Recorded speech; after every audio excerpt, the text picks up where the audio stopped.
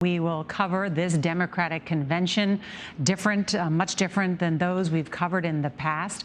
We'll have a panel of experts and former administration officials joining us at 10 p.m. Eastern time as we watch this historic night unfold. I want to bring some of them in right now because they're here in the studio here in Washington, 60 Minutes correspondent and our personal presidential historian, John Dickerson, CBS News contributor María Elena Salinas, and CBS News analyst Jamal Simmons. And as already we've seen part of the convention underway, hosted by Eva Longoria.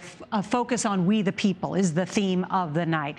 John, tonight, Joe Biden heads into this convention 78 days out to the election with a substantial lead in the polls. But what happens over the next 4 days is high stakes.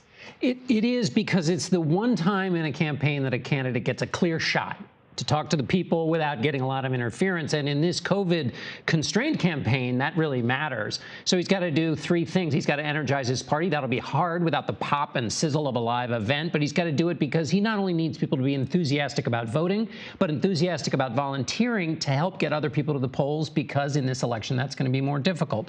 He's got to define this election and what it's about. Democrats want it to be what they want it to be about, which is about character in office, COVID-19 response, race relations. Finally, they've got to introduce Joe Biden. How do you introduce somebody who's been in politics for 50 years? Well, there are a lot of people who haven't made up their minds who might be learning about Joe Biden in a way for the first time. They want to take advantage of that. The big headliner tonight, Michelle Obama. We will also hear from Bernie Sanders. María Elena, though, one very interesting part about tonight is all the women we're hearing from. Opening up, Eva Longoria, Republican women speaking tonight, former senators. What's the focus, do you think, for the party tonight? Well, I think that they need to be inclusive. They need to show that they are really the party of all the people. They have women, they have young people. Eva Longoria, for example, represents Latinos. She represents women, young people, and should I say desperate housewives also? So I think they're making a good decision there by bringing her in, but I think that's what they want to show. We are the party of all the people, and we want to make sure that, you know, everyone is included here. The video of the opening, the opening showed a lot of young people from different races, from all around the country, and they just want to make sure that that inclusivity is there so that people pay attention. They want to start grabbing them since the beginning. Jamal, I mentioned women, 3 Republican women speaking tonight, saying that they would vote for Joe Biden. And then also Governor John Kasich, the former Republican governor of Ohio, speaking tonight. As María Elena just said, we the people, the inclusive, it not just includes all the traditional Democratic voters. They're trying to make Republicans feel welcome in the Democratic Party. The Democrats absolutely want Republicans to feel welcome at this particular convention, and they have been talking about rolling Republicans out. I think these might not be the only Republicans that we see this week. I think we may see some more going into the week. And so when you have somebody like John Kasich there, who is popular still in Ohio and the Midwest, he worked with the Obama administration on things like health care. So he's somebody who seems kind of a pragmatic Republican. Those are the folks that Joe Biden's going to go after. And you know, if we remember, in 2004, George W. Bush had people like Zell Miller who came out to his convention. It's amazing that in the re-elect for Donald Trump, you've got Republicans going the other way to the Democrats. What is at stake in terms of Michelle Obama? I mean, she is one of the most admired women in the world, if not in America, a woman who sold out arenas for her book tour, sold, I think, 11.5 million books just recently, extremely popular. What's her task tonight? Well, her task is to, as the person with the most star power, is to be the locomotive on which the message gets carried, because star power matters in these conventions. There's a funny way in which this somewhat sterile convention is inversely proportional to how high the stakes are in the country right now. And so she's got to basically convey that message and convey something about Joe Biden, getting back to that question of introducing him and what kind of a person he is, to be basically a character witness for him. But I think also she can make a character attack on Donald Trump without ever mentioning his name. There will be one thing to watch throughout the 4 days is what is implicit about Donald Trump and what is explicit. A lot of the times that they talk about things like character, honesty, trusting in science, Those are all attacks at Donald Trump, though they don't mention his name. Within this hour, María Elena, we will hear from Governor Cuomo. Of course, New York was at the center of the pandemic crisis and now has seen cases almost at a trickle recently because of the way they have clamped down, kept restrictions in place, schools opening in New York City. I'm told by a senior Democratic strategist that these speeches will be an indictment of Donald Trump, not just tonight, but throughout the next couple of nights, that they want to make this a referendum on Donald Trump. It was a great idea for them to use Governor Cuomo. As we remember,